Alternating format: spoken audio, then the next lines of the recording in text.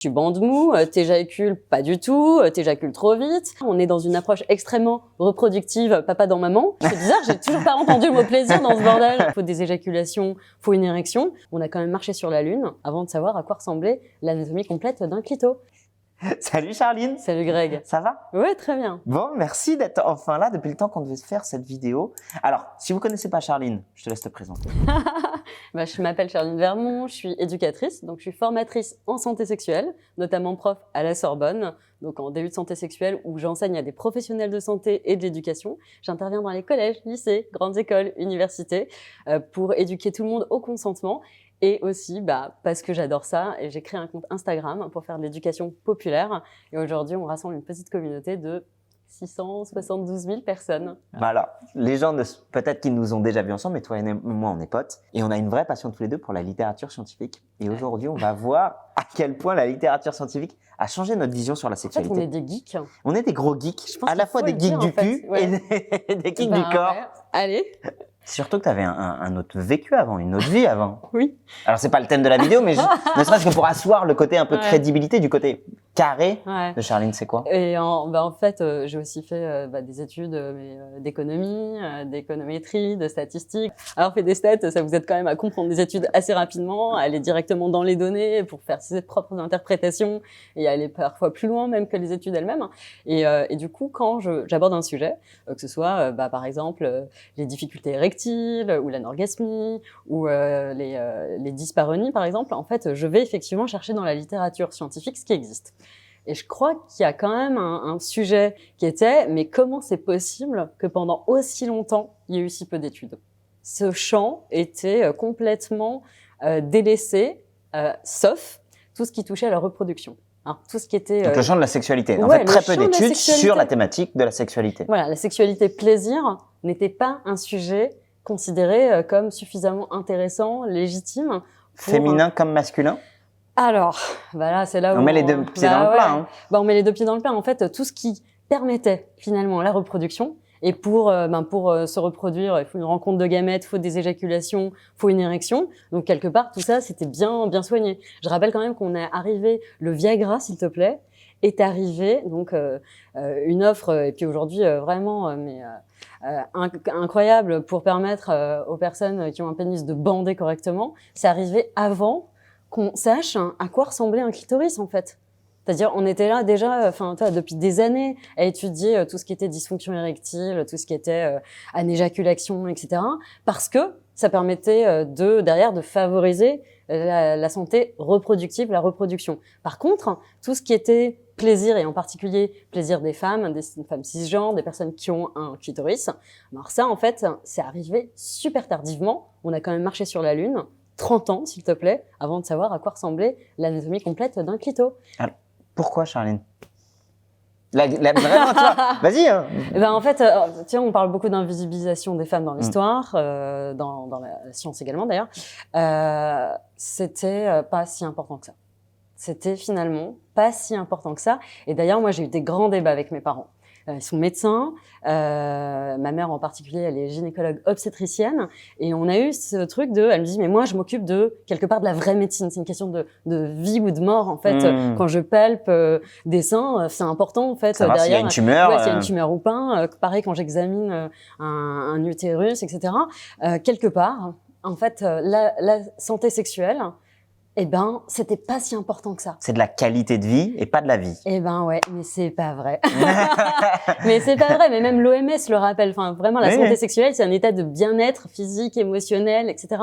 Et c'est pas seulement ne pas avoir de maladie, c'est pas seulement les dysfonctions, rappelle l'OMS, mais c'est également la possibilité de vivre des expériences affectives satisfaisantes. Alors, allons au bout, en fait, vraiment de la définition de l'OMS. Et aujourd'hui, on est vraiment dans une dynamique qui s'est inversée. Heureusement, tu vois, il y a eu, je pense, autant d'études ces 5 dernières années que pendant les 50 années qui ont précédé. Mais alors, finalement, quand on t'écoute, on a l'impression que là, on remonte à 5 ans, c'est donc 2018-2017. Ouais. Nos connaissances issues de la littérature scientifique dans le sexe n'auraient que 5 ans. En fait, il y a eu pas grand-chose avant. Alors, tu vois, on peut même les citer tellement il y en a peu. Tu vois, il y a eu le rapport Shear-Height, mais c'était même plus de la sociologie finalement que de de la médecine. Il y a eu Masters and Johnson, qui ont été des grands précurseurs quand même en 69.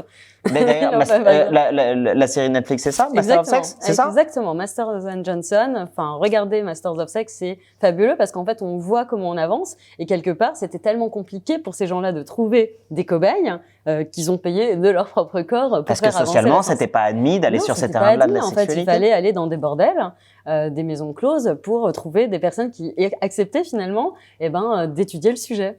Donc c'est.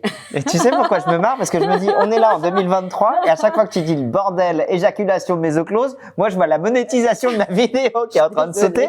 Et non mais on s'en fout en vrai parce que vous savez que je fais pas ça pour ça. Ouais. Mais c'est assez ouf de se dire en fait le poids, le poids littéralement de notre culture fait que le sexe est un sujet tabou et que littéralement toi aussi on en a déjà parlé en off. C'est des difficultés que tu as sur les réseaux sociaux, ne serait-ce que pour faire entendre ta voix, parce qu'en fait, les réseaux sociaux sont tenus par des grandes marques américaines qui ne veulent pas qu'on ne parle ça. Ben oui, aujourd'hui, quand j'ai envie de dire pénis, vulve, clitoris, je dois caviarder, donc je remplace des caractères par d'autres pour ne pas que instantanément mon compte soit invisibilisé. Donc mes posts sont invisibilisés, mes stories également. Donc aujourd'hui, voilà, on trouve des chemins. C'est quand même assez extraordinaire de se rendre compte que quand bien même tu es dans une démarche d'éducation scientifique, en fait, pour les gens, à partir du moment où tu parles de sexualité, c'est un problème. Alors moi, je dis toujours, on peut pas faire d'éducation sexuelle sans parler de sexualité. J'ai envie d'être positive, j'ai envie de me dire, ça va avancer. Alors, moi, les données concrètes, et j'ai la chance de ça, en tant que professionnel de santé, c'est une vraie volonté de YouTube, notamment YouTube France, de faire entendre nos voix. Et du coup, moi, j'ai des contacts directs avec YouTube et je leur ai fait remonter ça en disant, en fait, quand on parle de problématiques santé, il y a certains sujets. Moi, j'ai fait une vidéo avec Charline Sage-Femme sur les dyspareunies, j'ai déjà fait des vidéos sur l'éjaculation précoce, où en fait, ce sont des thématiques qui soit au mieux, alors pas tellement sur YouTube, on garde la visibilité, mais juste elles se font démonétiser. En soi, c'est pas problématique. Sur Instagram, c'est vraiment downgradé. Mais l'avantage, c'est que je discute directement avec YouTube France et je leur dis, on a ces problématiques-là, et YouTube France, il faut remonter ces problématiques-là. Ils ont besoin en fait de nos connaissances, nous en tant que créateurs, pour dire, ok, on a une problématique, on a besoin d'évoluer. Donc, du côté de YouTube, je sais que c'est une problématique dont ils ont conscience, notamment pour que demain, si toi ou Charline ou Princesse Périnée voudrait se lancer, se développer. Revenons-en à notre sujet. Le grand débat, en fait, c'est ça. En fait, c'est pas le mot débat. Le mot débat est pas un bon choix parce qu'il y a même pas de débat à avoir. C'est la problématique, c'est que finalement, le désir, notamment le plaisir féminin n'était pas exploré. L'appareil génital du plaisir féminin n'était pas exploré. Et moi, ce à quoi j'aime bien échanger, tu vois, c'est que parfois chez les kinés, il y a des mecs qui vont être très extrémistes en mode, s'il n'y a pas d'études scientifiques, c'est que ça n'existe pas. Ok. Du coup, en gros, moi, sur les trigger points, en gros, donne-moi ton avant-bras. Ok. Moi, je vais retrouver en clinique certains points de tension musculaire et que tu fais de l'escalade. Typiquement, je vais en trouver. Ok. Là, pour moi, il y en a un. Toi, ça te fait mal. Donc, cliniquement, on a quelque chose. Mais si je le passe au travers d'un protocole de la littérature scientifique, qu'est-ce qu'on va faire? On va prendre 100 avant-bras de personnes. Sur les 100 avant-bras, on va mettre 10 kinés. Il y en a un kiné qui va le trouver là, l'autre qui va le trouver là, l'autre qui va le trouver là. On va mettre en place un traitement. Il y en a qui vont avoir des douleurs, pas de douleurs. Et donc, finalement, en fait, au travers de la compréhension de comment on fait une étude scientifique, on n'aura pas de données. On va dire le trigger point n'existe pas. Même si toi et moi, en clinique, on a un vrai consensus. Et du coup, il y a une partie des kinés qui sont tellement le nez dans la science qu'ils font fi de la clinique. Souvent, ils ne voient pas de patients, mais ça, ils le disent pas. Ils ne font que donner des cours. Ils ne voient pas de patients, ils font fi de la clinique et ils disent, s'il n'y a pas d'études scientifiques, c'est que ça n'existe pas. C'est là comment je leur réponds, ok les gars, à ce moment-là, le clitoris, on l'a découvert en 2017. Alors, 98 pour l'urologue qui a développé l'anatomie complète. De mémoire, 2007 pour la première écho, s'il te plaît. 2007. Donc, on a fait un écho sur un clitoris. Après, on peut comprendre que d'un point de vue éthique, il y a plein de barrières à ça. L'intimité, l'éthique. Mais c'est ça, de comprendre que la littérature scientifique nous donne beaucoup de données. Mais malheureusement, elle a aussi des biais et on ne trouve que ce qu'on cherche dans le domaine de ce qu'on cherche. Et moi, des gens me disent pourquoi aujourd'hui on en parle autant. Et quand même aussi cette espèce de, pourquoi tout d'un coup aujourd'hui, mon compte, comme plein d'autres comptes, émerge. Et en fait, j'ai envie de dire, il y a quand même 3 choses qui nous arrivent. D'abord, il y a eu MeToo.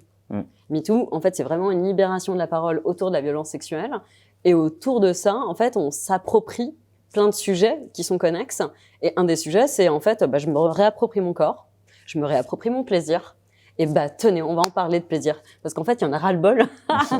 Il y en a ras-le-bol en fait de pas arriver à avoir des relations affectives, sexuelles satisfaisantes. Comment ça se fait? Voilà. Donc, qu'est-ce qu'on peut faire? Et là, j'ai envie de dire, à côté des études, et ça c'est aussi ma méthode et je l'assume. J'ai envie de donner la parole à tout un chacun, tout un chacune. C'est-à-dire en l'absence, finalement, de littérature scientifique. Je pars du postulat, et je veux bien en discuter avec les gens qui sont pas d'accord, qu'il y a une intelligence collective qui ne demande qu'à s'exprimer. Finalement, en fait, puisqu'il y a si peu de données disponibles, eh bien, exprimez-vous, en fait. Et moi, je vais recevoir, quand je lance une story, je peux recevoir jusqu'à 1500, 2000 messages en 24 heures. Je suis capable de me les enquiller parce que je lis extrêmement vite. Et en fait, finalement, t'as un échantillon forcément biaisé, je suis d'accord. Ouais. Néanmoins, tu viens avec énormément de choses que les gens vont amener. Et ensuite, à moi, derrière, de faire des stories où je vais amener des choses qu'on ne trouve pas dans la littérature, comme modus operandi pour arriver à franchir des obstacles. Parce qu'une difficulté dans notre vie sexuelle, j'ai envie de dire, on a quand même globalement tous les mêmes. Par contre, les manières, en fait, de les contourner, de les travailler, de les dépasser, c'est autant d'expériences individuelles qui ne demandent qu'à s'exprimer. Et voilà, et mes stories, donc c'est toujours à la fois de l'académie et de l'expérience collective, parce que les deux aujourd'hui se complètent. Et peut-être qu'un jour, dans 10 ans, on arrivera en disant, on n'a plus besoin en fait de ces témoignages, de cette intelligence collective, parce qu'on a fait un sacré travail. On a financé plein d'études de recherche partout, et on est capable aujourd'hui d'avoir un corpus scientifique qui tienne la route. On n'y est pas. Tant qu'on n'y est pas, moi je considère que cette parole de mes pairs, elle est aussi importante que la littérature scientifique que j'apporte. Je suis entièrement d'accord, même d'ailleurs dans ces études scientifiques, parce que vous l'avez compris, c'est la thématique de la vidéo autour du sexe, mais on reparlera, tu nous as dit les 3 trucs qu'on a pris, on a pris tout, on y reviendra juste après. Ouais. Mais il y a ce côté où, dans la littérature scientifique, il y a beaucoup d'études quantitatives. Ouais. On regarde juste les chiffres. Là, ce que tu évoques, en fait, ce sont des études qualitatives. Qualitatives, bien sûr. En fait, on va pas chercher à savoir s'il y a 6%, 8%, on va chercher, au sein de ces 6%, c'est quoi votre histoire? C'est quoi votre discours? Souvent, je l'évoque, la recherche clinique, la démarche clinique, c'est une triade. La triade de l'EBP. Evidence-based practice. Je sais même pas pourquoi je fais ça, j'avais jamais remarqué que c'était un triade. Evidence-based practice. Je viens de l'inventer. Ouais. Comme un clitoris, d'ailleurs. C'est de dire, il y a ce que nous dit la littérature scientifique, ce que nous dit mon expérience en tant que clinicien, en tant que praticien, de dire, en fait, il y a un moment donné, il faut développer une main pour être capable de ressentir la palpation, où c'est le long abducteur du pouce et ainsi de suite. Et puis, il y a les attentes du patient. Si tu ne fais que la littérature scientifique, ça ne veut rien dire en fait. Ouais. C'est nécessaire, c'est absolument nécessaire. Pour moi, la littérature scientifique, c'est le code de la route. Okay. Mais tu as beau avoir le code de la route, si tu n'as pas appris à conduire, ça ne sert à rien. Et si tu ne prends pas compte finalement de l'environnement autour de toi, de la connaissance de ta voiture, à savoir ton patient, ça ne sert à rien. Donc en fait, c'est cette triade. Et de voir que le prisme à travers d'un seul regard, c'est forcément faux et forcément biaisé. Ouais. Et l'autre truc, donc ça c'est sur l'apport un peu qualitatif, c'est les études d'ELPI, j'en avais parlé dans le podcast avec Frédéric Sour, où là, en fait, ce qu'ils vont faire, c'est ils vont collecter des données, non pas auprès du grand public, mais auprès des experts.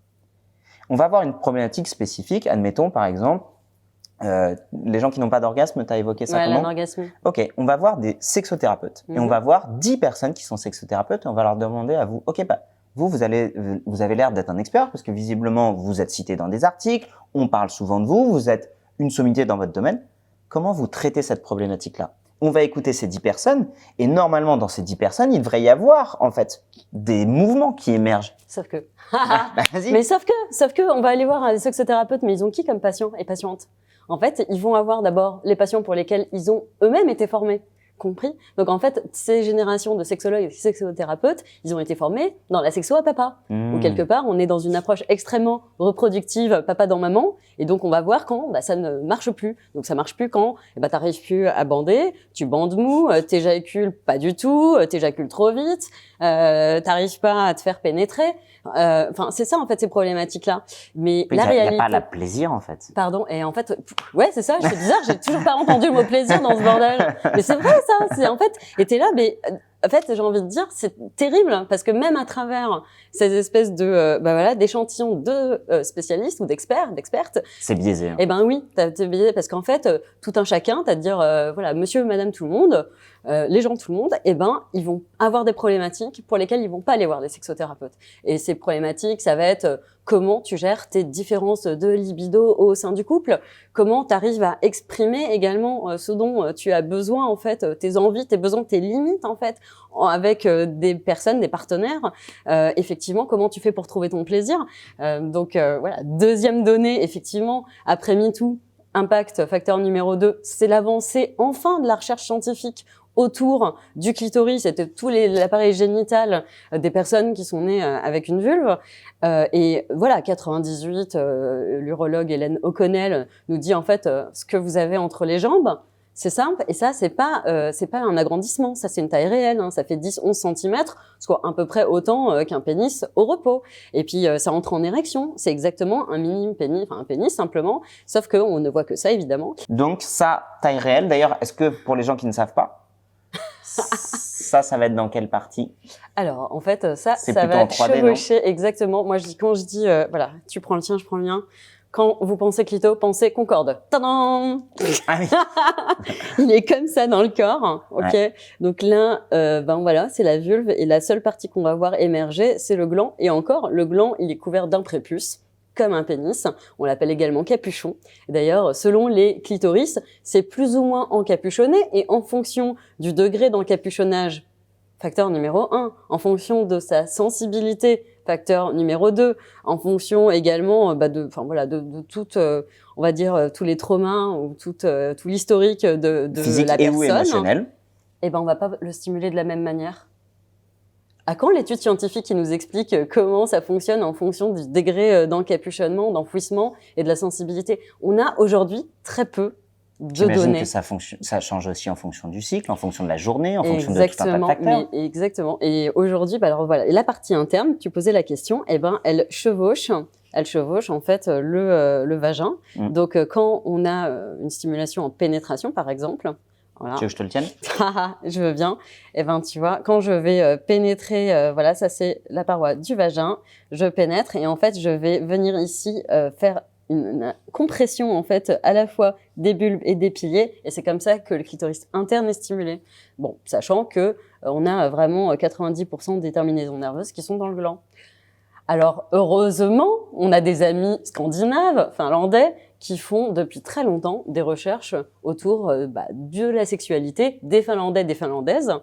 Et en 2016, il y a une équipe, Dr Kontula et sa team, qui a dit « Mais en fait, tout ce corpus de données, et si on essayait d'en faire quelque chose ?»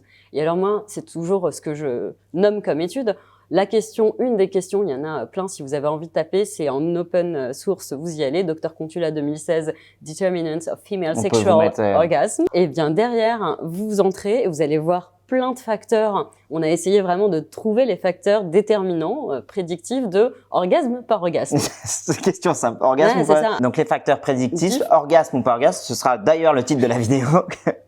Pour faire simple. Voilà. Et la question que j'adore, c'est quand vous avez un orgasme. Donc là, on s'adresse à des femmes cisgenres, des personnes qui ont un clitoris. Habituellement, vous l'atteignez comment?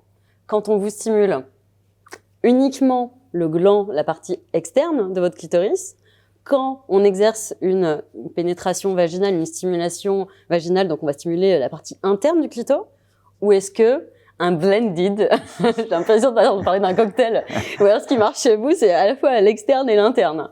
Et le chiffre extraordinaire, c'est seulement 6% des femmes cisgenres interrogées ont dit « Moi, j'atteins habituellement l'orgasme par seule pénétration ». On est en mode « OK ». On parle de 6155 personnes, donc quand même un échantillon assez large, tu vois. Significatif. Significatif. Et t'es là en mode « OK ». Donc là, on a quelque chose de très concret. Quand vous voyez à la télé, n'importe quelle scène, en fait, finalement, de sexe hétéro, où vous voyez, moi, je suis là en mode, allez, 3, 2, 1, pénétration, pénétration, et voilà. Donc, t'es là, et deuxième pensée, c'est, OK, 6% de chance qu'elle jouisse, en fait. 6% de chance qu'elle ait un orgasme. Et du coup, toute la fameuse sexo à papa. Mais c'est génial, cette histoire. mais à qui profite le crime? Enfin, je veux dire, alors plutôt qui est complètement laissé à côté. Et je trouve ça extraordinaire. Et je comprends pas pourquoi ce chiffre, il n'est pas, enseigné, répété, transmis. 6% en fait. 6%. La pénétration ne représenterait que 6% du plaisir féminin. Ouais. Est-ce que vous pourriez, s'il vous plaît, arrêter de confondre sexualité et reproduction? Donc, en gros, si vous pratiquez du sexe de la même manière que vous voulez vous reproduire, il y a que 6% de chance, en fait, que la personne qui a un vagin, qui a un clito, arrive à l'orgasme, que votre partenaire arrive à l'orgasme. Mais tu sais à quoi ça me fait penser? Dans les cours de sexualité que j'ai eu à l'école, moi, on m'a appris les MST. Bah ouais. Et on m'a appris en cours de bio, la division des gamètes et ainsi de suite. Ouais. L'approche par les risques. Ben, en fait, maintenant, c'est le troisième facteur dont je voulais parler, c'est l'éducation, en fait. Mais c'est l'éducation, aujourd'hui, qu'il faut absolument amener à tout le monde. Il faut l'amener aux parents pour que il y a le plus, c'est en fait transmettre à leurs enfants. Tiens, d'ailleurs, avant qu'il y ait des gens en commentaire qui s'esclavent, qui disent « Ah, on veut pas donner ça aux enfants, c'est des outils, ça va les pervertir », désamorce le truc direct. Allez, direct les études, parce que du coup, vous prenez les principes directeurs de l'UNESCO. Ok, 200 pages. Sur les 200 pages, il y a 160 pages de bibliographie. Et vous allez sur chacune des études, c'est simple, elles ont été menées littéralement dans tous les pays reconnus par l'ONU, donc presque 200 pays. Ok. C'est solide. C'est solide. Donc voilà, là, il y a des points de convergence sur des trucs ultra importants dont j'ai envie de parler maintenant. Vas-y.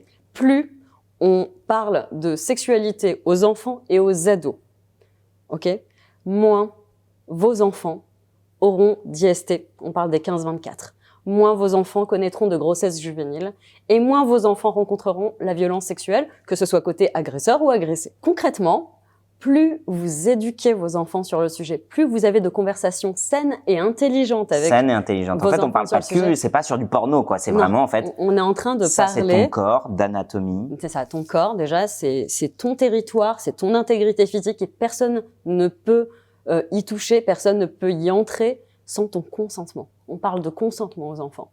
On rappelle ce que ne fait pas autrui, ce que tu ne voudrais pas qu'on te fasse. Voilà. Pour info, c'est ton livre. Hein. C'est exactement, c'est le thème de mon livre. Ensuite, c'est protéger vos enfants. C'est-à-dire, quand j'ai des parents qui me disent « Ah, mais ils sont beaucoup trop jeunes », je parle des enfants de collège et je suis en mode « Ah, alors trop jeunes, voyons. Âge médian du premier porno en France, 12 ans. Entrée en 6e, 12 ans, enfin tu vois, 11 ans. » Dire en fait, vous avez totalement la possibilité de ne pas avoir de conversation avec vos enfants. Soyez juste prêts à ce que, du coup, la première rencontre, finalement, de votre enfant avec quelque chose qui touche de près ou de loin la sexualité, soit malheureusement des vidéos pornographiques et pas du porno esthète déconstruit. Non, du porno mainstream assez violent, assez dégradant, tout ce qu'on veut. Ok. Donc, ayez ces conversations avec vos enfants avant qu'Internet le fasse. Les enfants ont des questions, les enfants entendent des choses dans les cours de récré, les enfants ont des conversations entre eux. Et je trouve ça extraordinaire qu'aujourd'hui, en fait, on ait les moyens, pour le coup, pour les parents, pour les écoles, les enseignants, enseignantes, eh bien, d'aborder ce sujet. Et je dis toujours aux parents, statistiquement, enfin, si vous ne parlez pas à vos enfants, si vous ne faites pas ce travail de créer un espace safe, dans lequel les questions puissent émerger également, sans jugement, avec bienveillance, voilà, eh bien, statistiquement, vous exposez vos enfants. Alors, on va le dire positivement. Vraiment, plus vous en parlez, plus vous protégez vos enfants. Allez-y, les parents. Vous protégez vos enfants en le faisant. Alors, ensuite, on ne le fait pas, on le fait pas, j'ai envie de dire, en aveugle, n'importe comment. Ce qui est important, c'est, je pense, aujourd'hui, d'avoir des ouvrages voilà, qui existent. Et ton livre est super bien fait pour ça, parce qu'il met des mots, il met des âges, à quel moment c'est pertinent d'en parler, tu vois, moi, sur les enfants en bas âge, ne serait-ce que de dire, ça c'est ton corps et il t'appartient, personne d'autre n'a à y rentrer. C'est des mots simples, en fait. C'est des mots simples. Aujourd'hui, ces livres existent. C'est ça, le troisième facteur. Il y a encore 10 ans, ces livres n'existaient pas. J'ai envie de dire, c'est eux les générations futures. Maintenant, c'est-à-dire que il y a eu des générations entières de femmes qui ont jamais connu d'orgasme parce qu'en fait c'était papa dans maman, c'était marteau-piqueur, c'était ça la sexualité. C'est hyper tristoun, d'accord. Mais aujourd'hui, on est capable de faire mieux. On est capable d'offrir à nos pères, en tout cas moi, je m'y attache, mais chaque jour, de vulgariser, d'éduquer, de répéter, et on est capable de faire mieux pour les générations à venir. On leur doit ça. Et je pense que voilà, tout parent qui veut le bien-être de son enfant, et on va revenir à la base, à la définition de l'OMS, de ce qu'est la santé sexuelle et du bien-être psychique émotionnel, affectif que ça offre. Et en tant que kiné, tu sais très bien à quel point la tête et le corps sont reliés. Ah, ouais. La tête, le corps et le cul. Eh bien voilà, on le doit à nos enfants, alors faisons-le. Cool, je pense que c'est un bon mot de la fin. Charline, merci. Alors, vous le savez, Charline et moi, on est amis. C'est des sujets qu'on a plein de fois. Si jamais vous voulez un épisode 2, peut-être parfois plus pratico-pratique, franchement, on le refera avec grand plaisir. Évidemment, vous avez toutes les ressources directement sur la page Instagram de Charline, dans son livre. Tu veux l'annoncer peut-être? Alors, corps, amour, sexualité, les 120 questions que vos enfants vont vous poser. Voilà. Merci beaucoup. Évidemment, n'oubliez pas de liker la vidéo parce que ça fait toujours plaisir. Comme d'habitude, l'espace de commentaires est libre. Je suis désolée de te démonétiser.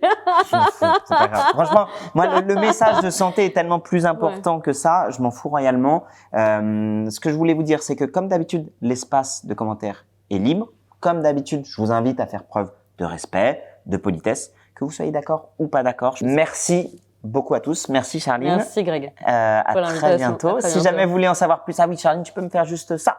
Vous pouvez regarder cette vidéo avec Charline, on a parlé des dyspareunies. Absolument. Et cette vidéo, on a parlé avec Sabrina de l'éjaculation précoce. Allez, ciao. Ciao.